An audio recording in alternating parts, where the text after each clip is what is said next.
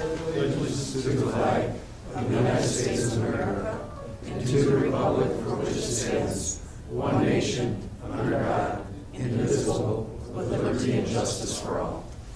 Thank you. Roll call, please. Mayor Beagle, I'm here. Deputy Mayor Resnick, Present. Councilmember Behrman is excused, Councilmember Gotchel, Here. Councilmember Grunland Fox, Here. Councilmember Smiley, Here. quorum present. Thank you.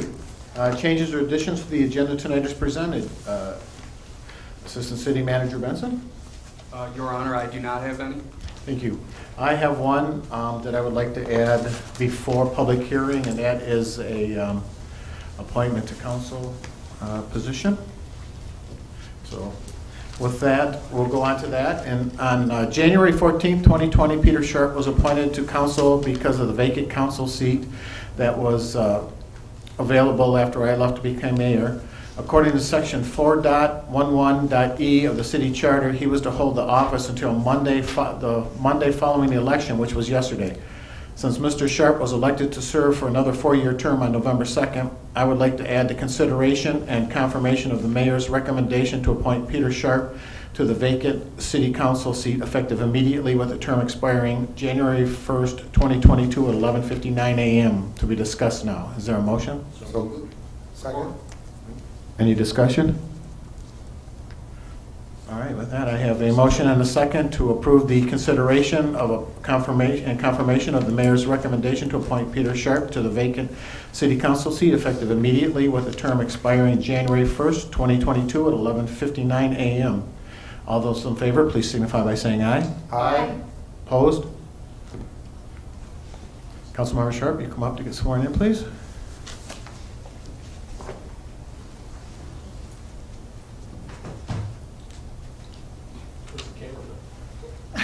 Do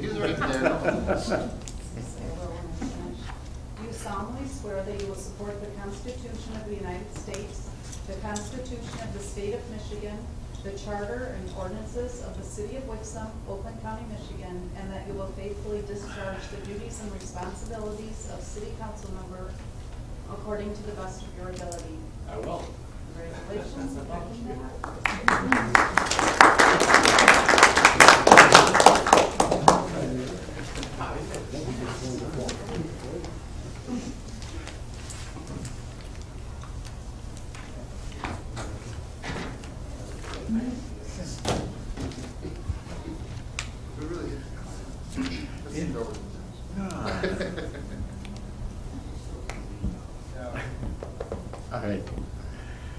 All right, moving on. The first item of business tonight is a public hearing. It's a public hearing to solicit community input regarding reprogramming 2028 funds and regarding the utilization of the 2022 funds from the Community Development Block Grant CBG program. I will open the public hearing right now. If Deanna McGee wants to come up and give an explanation of the procedures tonight, then I'll read the rules to the public hearing, and we'll go from there. So the first public hearing tonight is for reprogramming. It's a policy with CDGB. We had unused funds from 2018. We just need to reprogram to a different category. Very good. The rules for the public hearing are as persons desiring to address the council shall state their name and addresses. Individual persons shall be allowed 5 minutes to address the council. There should be no questioning by the audience of the persons addressing the council. However, the council members may question persons addressing the council, and no person shall be allowed to address the council more than once. Do I have anybody for the first call to the public and the public hearing?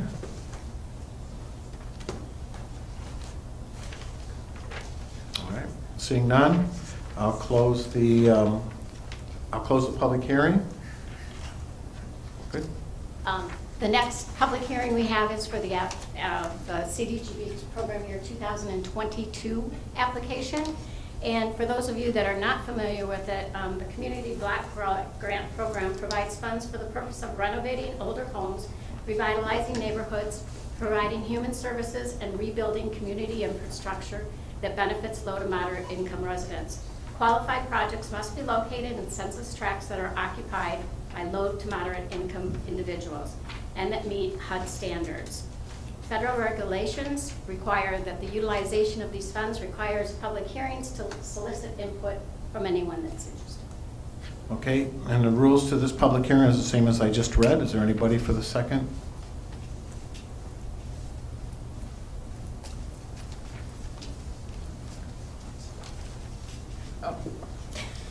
Right up. Please state your name and address for the record too, please. Hi, my name is Michael Fraley, 2075 East West Maple, Suite B204, Commerce Township, Michigan, 48390.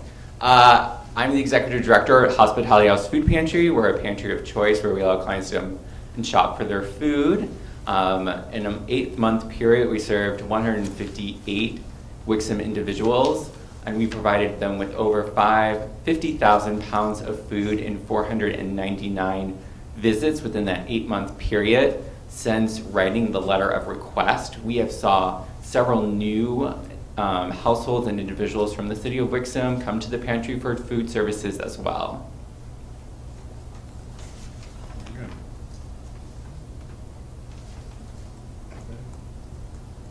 Thank you. Thank you.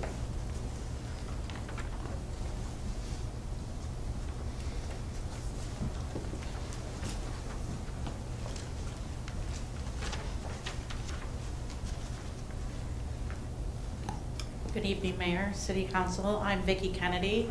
I live at 1609 Cass Lake Road, Kego Harbor, Michigan. I work for Common Ground, so I'm here because we are a mental health crisis center.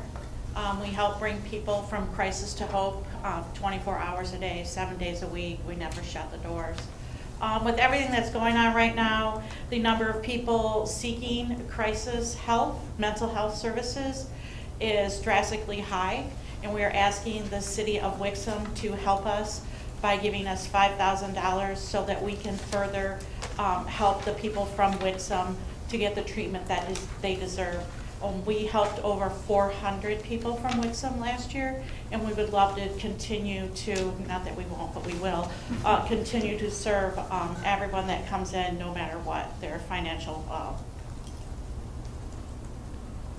is. So if you guys would consider that, it would be great. Any questions? Seeing none, thank you. Yeah.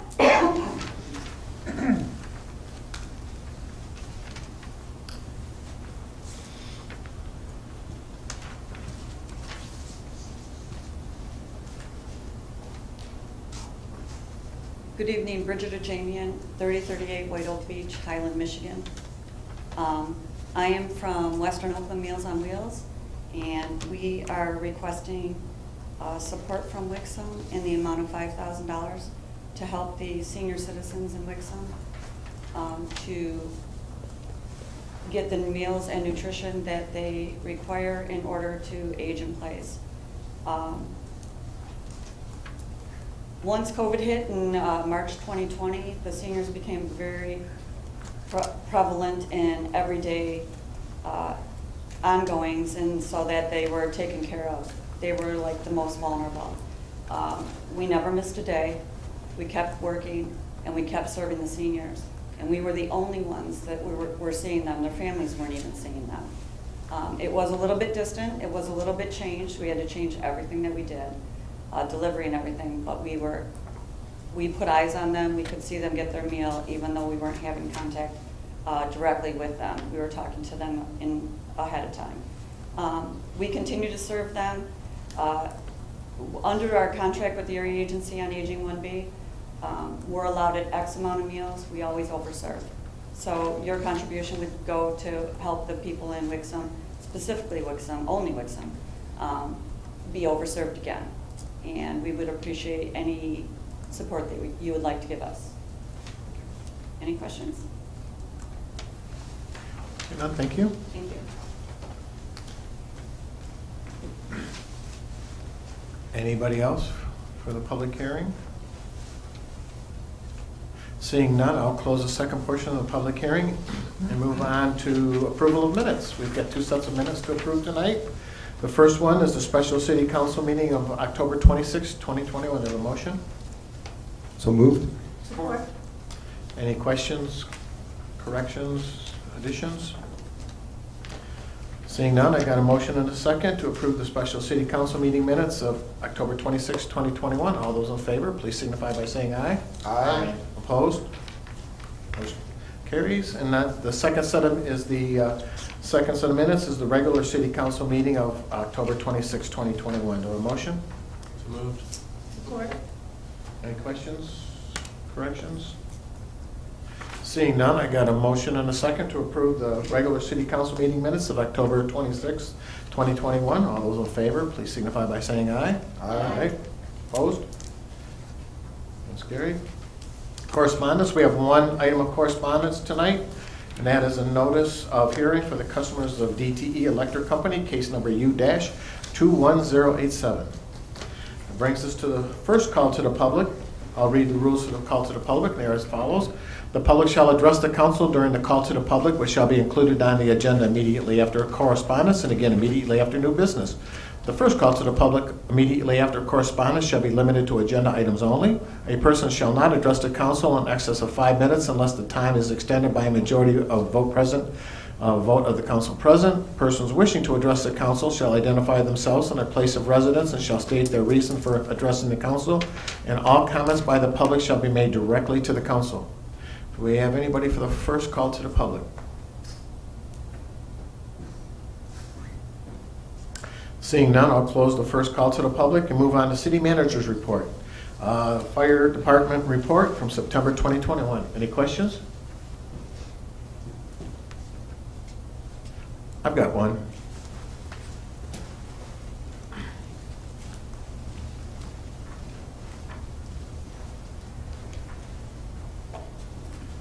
Good evening, yes, sir. Hello. Elevator rescues. Yes, sir. From 0 to 8. What? I think that's a typo, I'm sorry. It should be a 1. Okay. Yes. Call me a little, didn't even know we had that many elevators anyway, so. We might have 8. That might be the number, but yeah, unfortunately, that's a typo. Okay, very good, thanks. Any other questions? All right, we've got the police report from September 2021. Any questions? Moving right along. We'll move on to the consent agenda. The consent agenda, all items listed on the consent agenda are considered routine by the city council and will be enacted by one motion. There will be no separate discussion of these items unless a council member so requests, in which the items will be removed from the consent agenda and added to the regular agenda at the end of unfinished or new business. Do I have a motion? Support. I got a motion and support to approve the consent agenda. All those in favor, please signify by saying aye. Aye. Opposed? None? We have no unfinished business tonight. Moves us on to the first item under new business is a recommendation to reprogram the community development block grant funds in the amount of $1,787.52. Ms. McGee?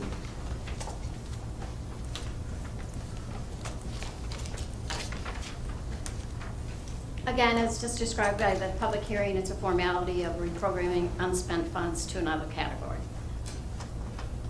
Do we have any questions? We should make a motion. Oh, do we? So moved. Okay. Support. Any questions? Councilmember Smiley? Not really a question, just want to make sure it's clear for everybody, anybody that, you know, we're very limited where these funds could go, correct?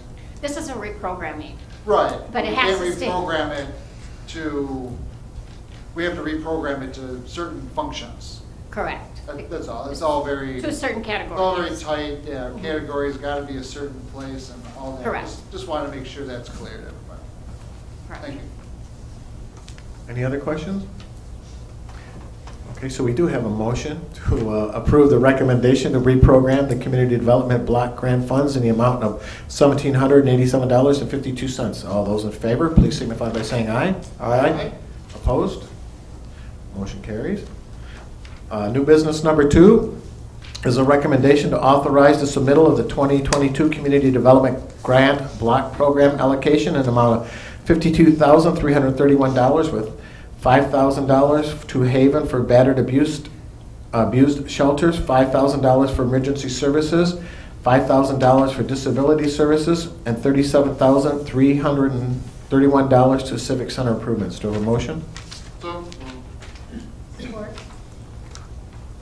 Go ahead. Again, as explained previously, we do need a public hearing, which we had in order to submit the application. We did have 6 public service agencies that requested funding. We're funding 3. With the block grant program, we can only fund 4 projects. So that's why in the report it's listed as 1 project and 3 public services. If you have any questions, I'm more than happy to answer. Councilmember Garland Fox? Hi, Ms. McGee. Hi. How are you? Good. So my one question is, well, just so I understand, the only way that we can allocate the money is how you've listed it here. So there's no other way that we can allocate those funds besides the way that you've listed it. We could change who gets what, but as far as the amounts. Correct. We're capped at public services to 30% of our total. Okay. And then you mentioned something about, I knew about the pathway, we talked about it in the budget. What is this tot lot? Is that new? Tot lot is a proposed tot lot behind, to replace the tot lot that currently exists behind the library. Okay. And it says it's a 2 to 3 year grant. So does that mean next year a portion of these CDBG funds will go to that as well? Correct. Okay, thank you. Mm-hmm. Any other questions? Councilmember Sharp? Thank you, Mayor. Ms. McGee, so the recommended allotment, it kind of looks like we just go back and forth across the last 5 years or 4 years to the various organizations that have asked for money. We heard some good requests tonight that aren't going to, based on what I see here, won't be getting money from the city and the CDBG. So how do we decide? Does it just alternate? Do we have some other criteria that we use? Or? Well, as I stated, we can only do 30% of our total allocation. What previous councils have chosen to do is to alternate back and forth so that we can fund various organizations. Okay, thank you. Good. Yeah. Councilmember Smiley? we're going to interject one other thing, and there's also a category thing where, you know, because I remember one side was like, why can't we just give them all 2,500? Like, no. Yeah. We divided this way because, you know, We can only give so much. Hospitality House and Meals on Wheels are in the same category, so we can only give to one of them. So we can't give them each 2,500, just use them as an example. So we have to like just alternate every other year to spread it out as evenly as possible. It took me forever to understand that. So maybe that helps. Well, I just wonder if there was something we liked or didn't like about any of them during the Well, we like them past all. year. We like them all, so Award all yeah, of we them. can't It's give us just, some. you know, this is Okay. what we're limited to, yeah. Yeah. Unfortunately, the way the limitations are in this, and it has to be a certain percentage too, we couldn't, you know, even if we would like to do 3,500 to 115, we can't do that. It's all or nothing, so. And the minimum allocation for public services is 3,500, so you can't go below that either. I like that. It'd be tough to say, you get more than you, and just spread it all out, because they're all great, great, great organizations. Thank you. Any other questions? All right, seeing none, I got a motion and a second to approve the recommendation to authorize the submittal of the 2022 Community Development Block Grant Program allocations in the amount of $52,331, with $5,000 to Haven for battered abused shelter, $5,000 for emergency services, $5,000 for disability services, and $37,331 to Civic Center improvements. All those in favor, please signify by saying aye. Aye. Opposed? None. Motion carries. Move on to new business number 3.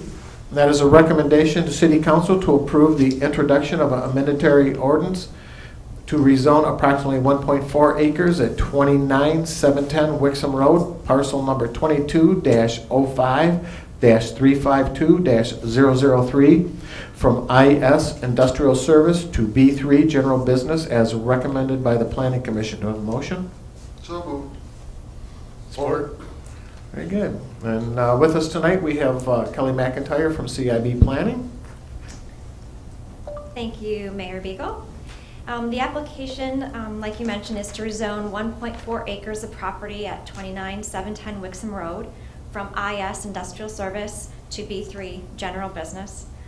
This parcel has 203 feet of frontage on the east side of Wixom Road, is triangular in shape.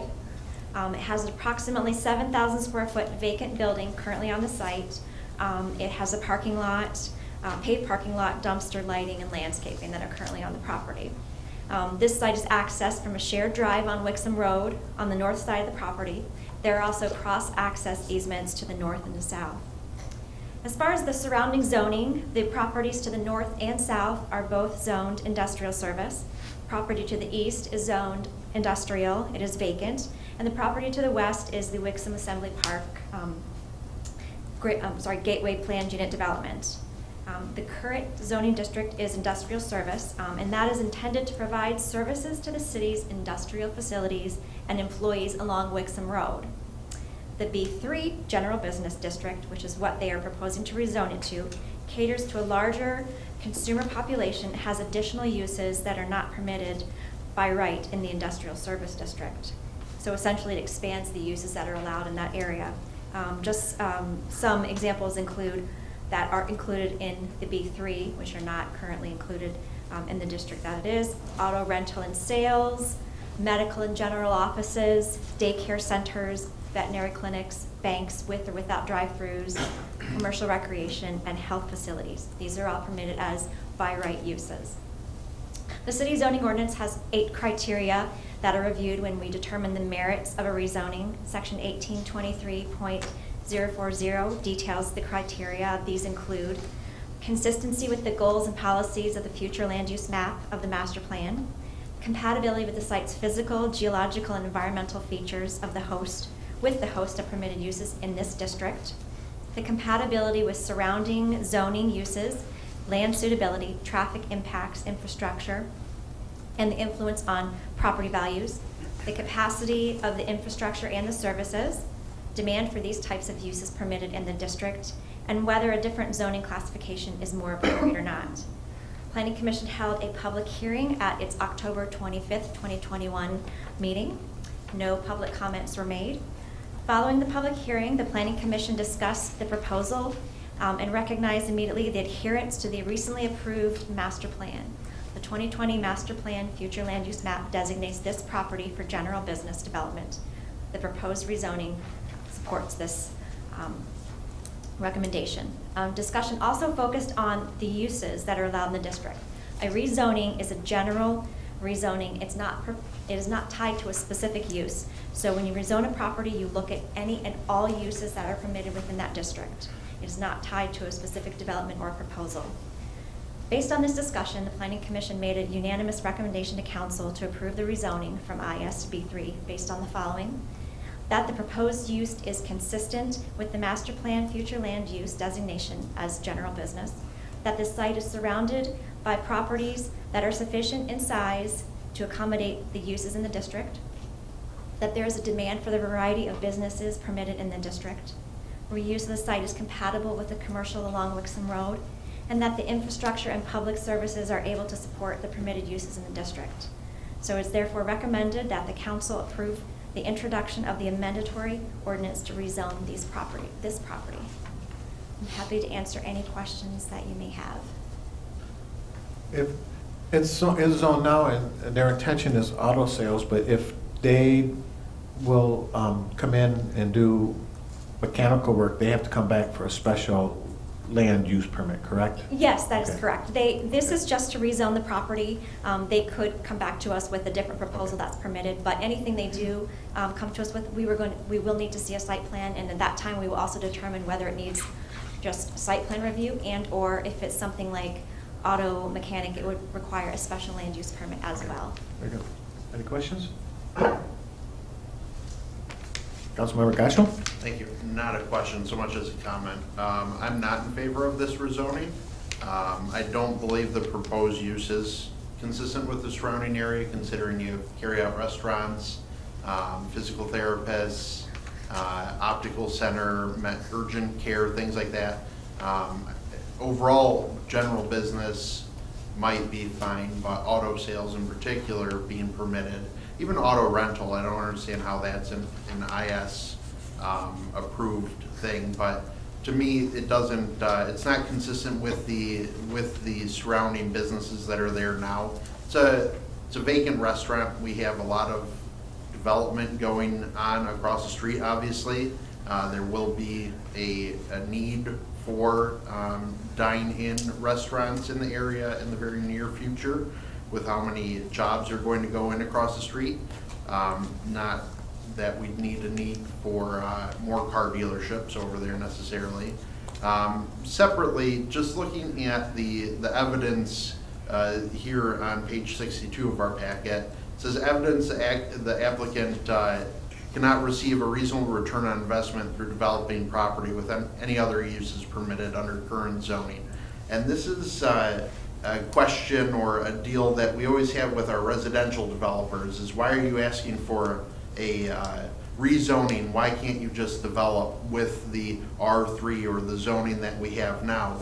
And we've been very strict on that lately. And for the residential developers, I don't think it's a bad mentality to have. I don't think rezoning here is helpful to the city, and I don't think reasonably, I mean, this says evidence the applicant cannot receive a reasonable return, and it just says that B3 opens it up more for other opportunities. It doesn't say that they can't develop and get a reasonable return on their investment. So going through this list, I don't think it completely fits the bill, and that's why I'm wholeheartedly against this one. Good. Councilmember Granlund Fox? Thank you. So when I was looking at the list of proposed or permitted uses, I'm not a fan, I have to admit, of a lot of the types of businesses that are here.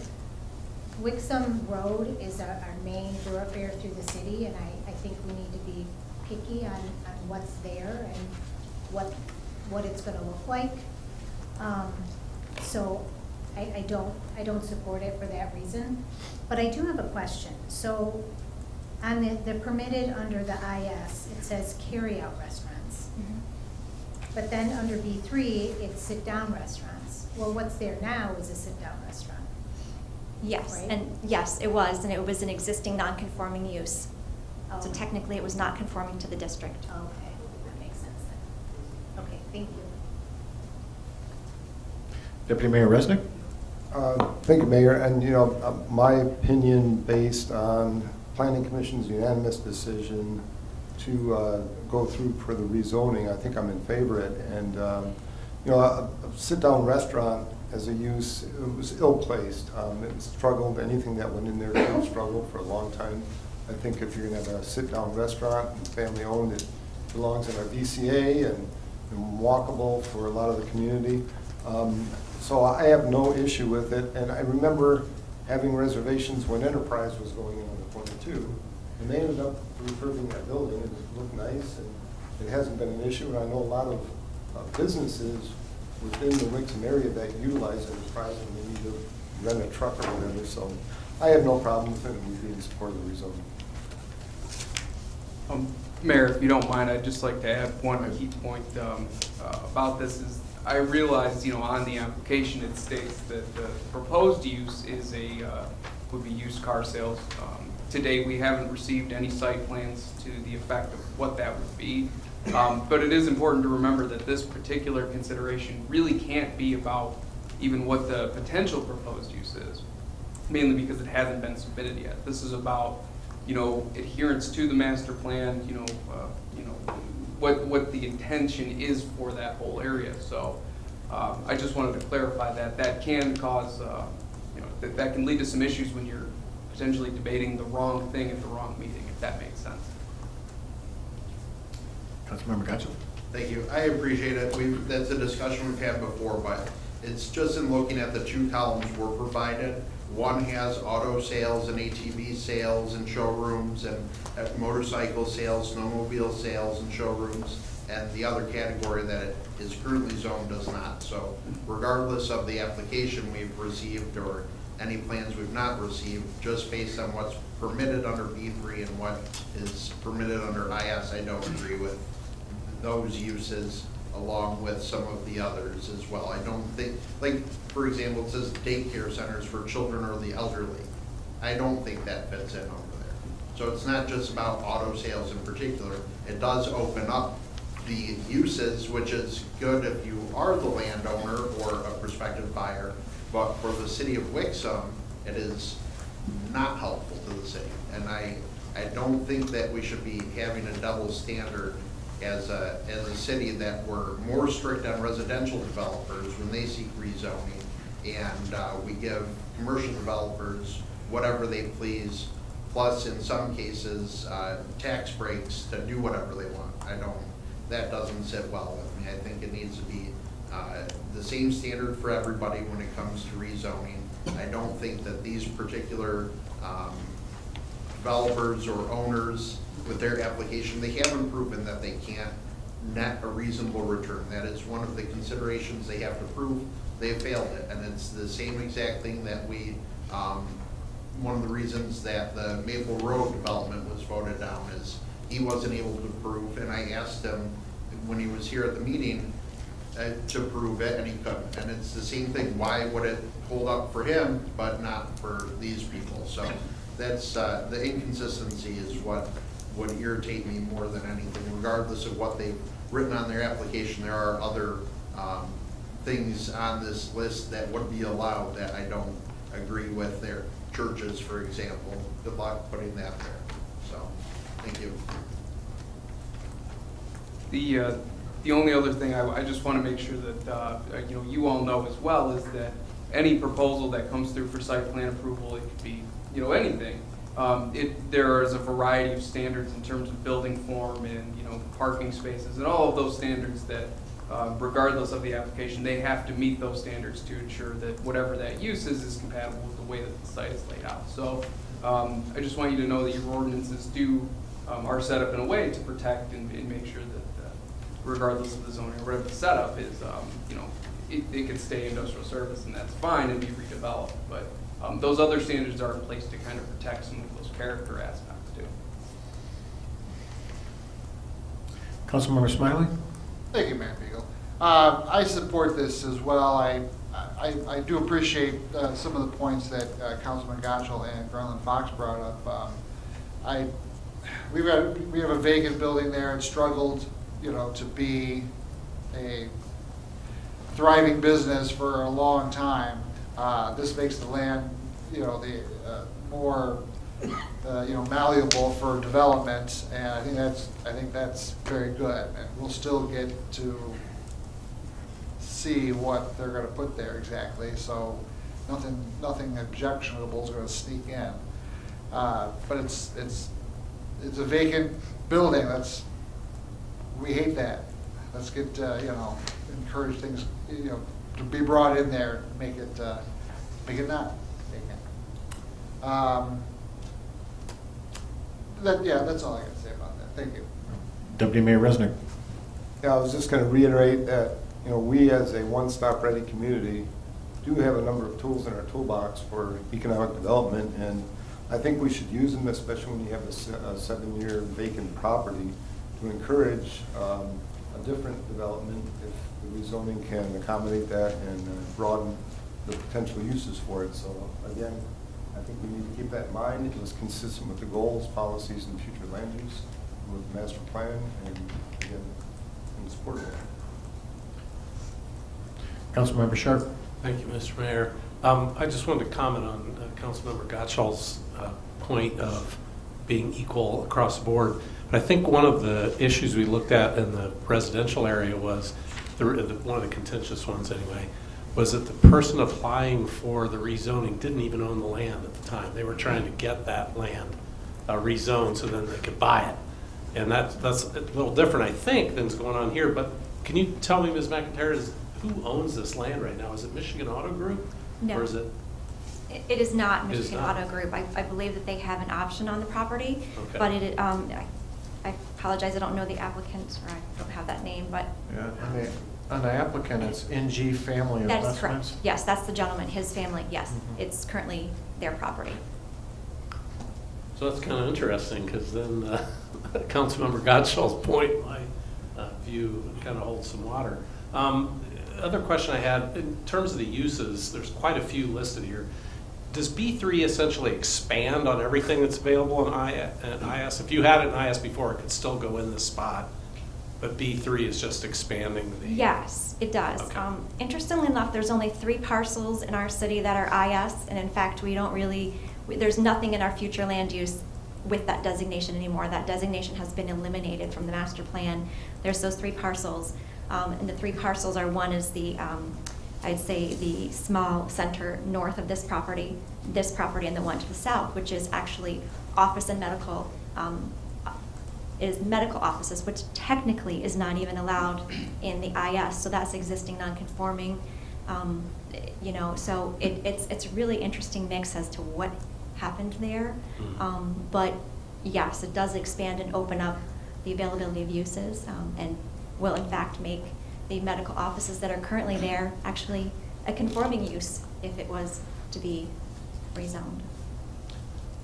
Thank you. And I think to Councilmember Gottschall's point about what's available presently in that area, we also have massage parlors and truck storage yards and gasoline stations and all kinds of things on Wixom Road, and this brings in more opportunities for more businesses versus what appears to be a dilapidated restaurant at this point. It's really overgrown. I thought it was open before COVID hit, and I think it closed in the middle of that. But, so, although I respect that Councilmember Gottschall's point, I support the motion before us. Thank you. I too appreciate all the points that Councilmember Gottschall and Councilmember Graham Fox brought up, but again, I know the application says auto sales, but again, we're not approving an auto sales right now. We're just approving a parcel rezoning. That's what we're voting for here, so I can support that at this time and wait till we see the plans that come in and go from there. Any other questions? Seeing none, I got a motion and a second to approve the recommendation to City Council to approve the introduction of an amendatory ordinance to rezone approximately 1.4 acres at 29710 Wixom Road, parcel number 22-05-352-003 from IS Industrial Service to B3 General Business as recommended by the Planning Commission. All those in favor, please signify by saying aye. Aye. Opposed? No. Roll call, please. Councilmember Grunland Fox. No. Councilmember Sharp. Aye. Councilmember Smiley. Yes. Mayor Beagle. Yes. Deputy Mayor Resnick. Aye. Councilmember Gottschall. No. 2 no, 4 yes. Thank you. Motion carries. Thank you.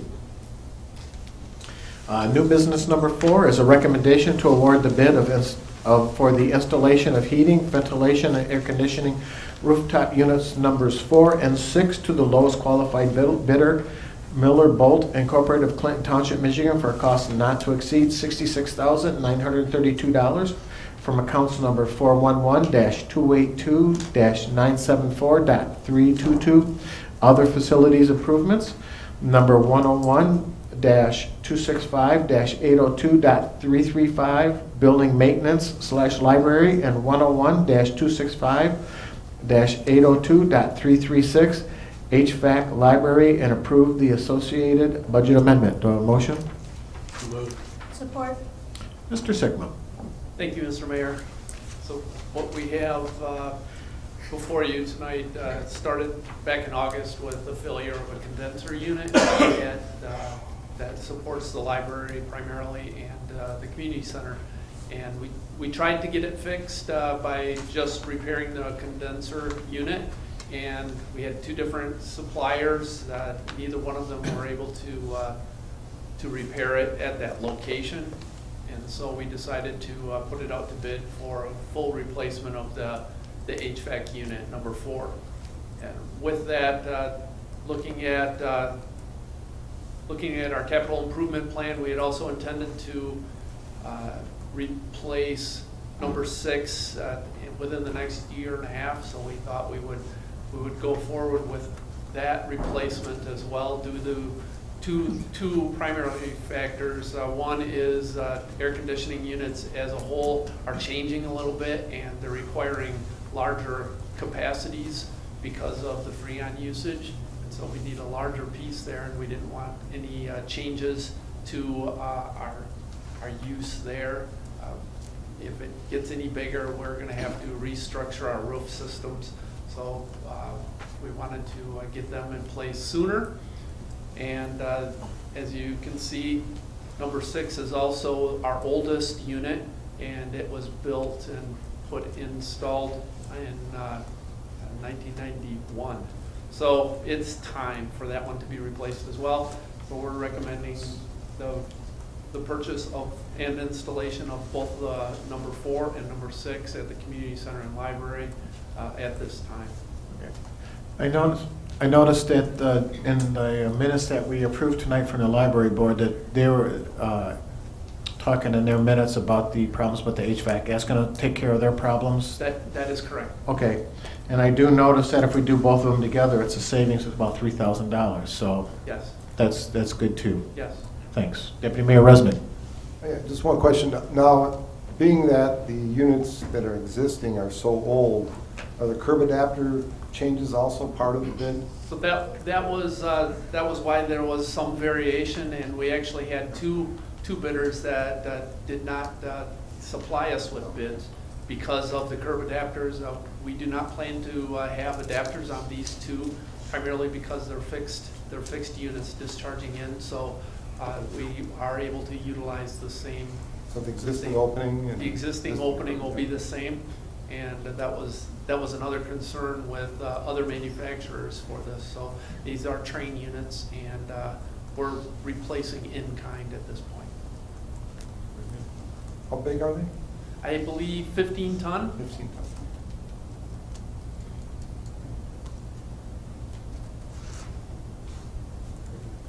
We good? Oh, I'm sorry. Oh, you were good? Okay. Okay. Councilmember Smiley? I felt like you were done. Hi, Mr. Sigma. Just a little recap, if you could refresh me. So this replaces 4 and 6. Was it last year, year before we replaced one of them? We replaced number 6 here in City Hall last year. Oh, okay. And the last one before that was one in the police department. That was, I think, 2017. Are there any old ones left? We have one at the community center and library yet, and then we'll start replacing future ones. Our goal was to do every other year, replace one. And how is that schedule going, I guess? Well, There's up 2 until more now, after this. up until now with the failure that we had, yeah, we'll have one here yet, I believe, and then one at the community center that are in the 90s. And then we'll have brought everything up reasonably. At least into 2004 Start and saving up for 2006. the next 10 years. Next 10, 15 years from now. Okay. Yes. All right, that's all I need. Thank you. Have we done business with Miller Bulk before? Not that I'm aware of. We did meet with them just to confirm specifics on the units after we received the bids, and they have one of concern in stock, so we're able to get those in well before the summer deadlines. We don't plan to. We want to put both of them in at the same time, so we're waiting until they have the opportunities to get both of them, and then we'll schedule something to do that. And one's not on a ship out there, is it? I don't believe it's on a ship out in LA somewhere. Any other questions? Seeing no other questions, I got a motion and a second to approve the recommendation to award the bid for the installation of heating, ventilation, and air conditioning rooftop units number 4 and 6 to the lowest qualified bidder, Miller Bolt of Clinton Township, Michigan, for a cost not to exceed $66,932 from accounts number 411-282-974.322. Other facility improvements number 101-265-802.335, building maintenance Library, and account number 101-265-802.336 HVAC Library, and approve the associated budget amendment. All those in favor, please signify by saying aye. Aye. Opposed? Motion carries. Thanks, Jim. All right, new business number 5 is a recommendation to participate in a multi-agency FEMA Assistance to Firefighters grant and authorize the expenditure for self-controlled breathing apparatus replacement from Apollo Fire Equipment of Romeo, Michigan through the host community, Commerce Township, Michigan, in the amount of $17,500 with funds from the fiscal year 2021-2022 capital improvement account number 411-336-978.359, replacement of fire gear equipment. Do I have a motion? So moved. Support. Chief Roberts. Good evening again. As you know, the self-contained breathing apparatus is the breathing air that the firefighters use during toxic environments.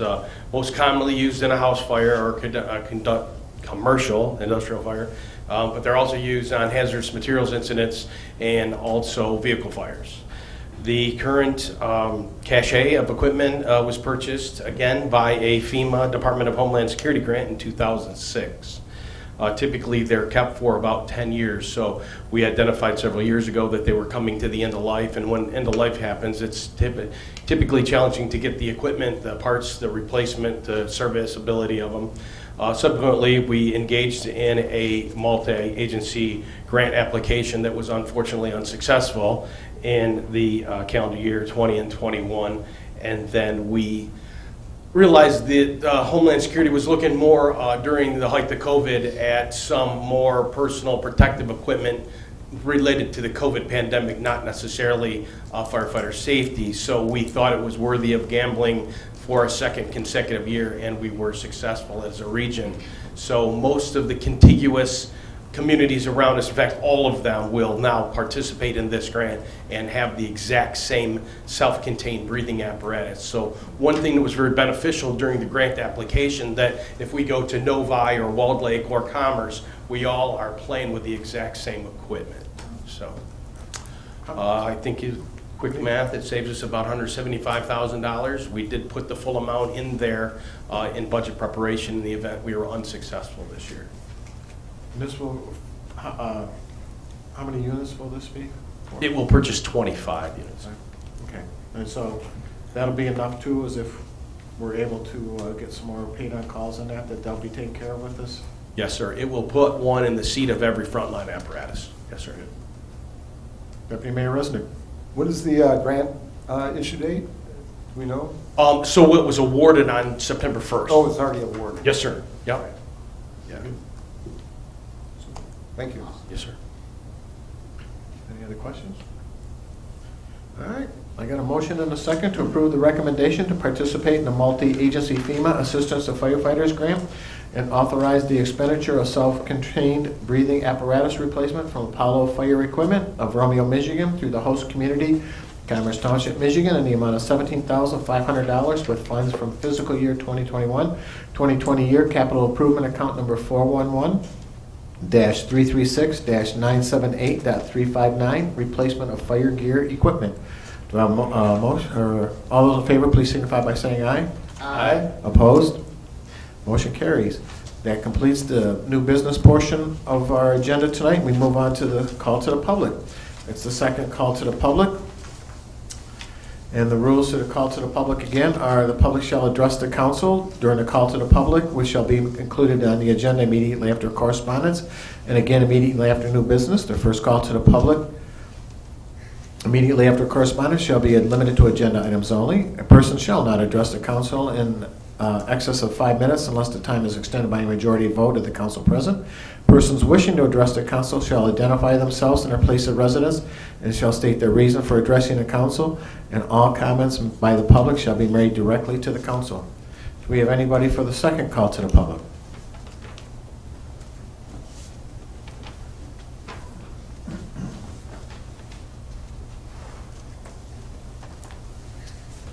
Good evening. I'm Arvin Peterson. I reside at 2855 West Maple. Wixom here. Lived here since 1973.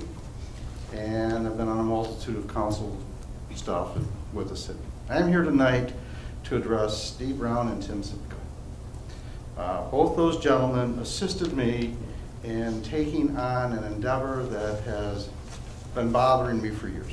I could only control one location, which is my home.